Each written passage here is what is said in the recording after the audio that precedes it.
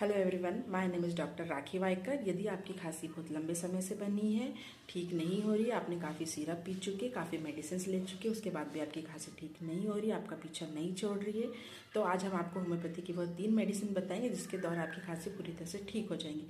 पहली मेडिसिन से belladonna 30, second है इपिटोरियम 30 एंड थर्ड है एंटीमटार 30। इस तीनों मेडिसिन को इक्वल क्वांटिटी में 30 ml की बॉटल में आपको मिक्स करना रहेगा और इसे आपको कंटिन्यू 5 to 6 डेज तक के पीना रहेगा।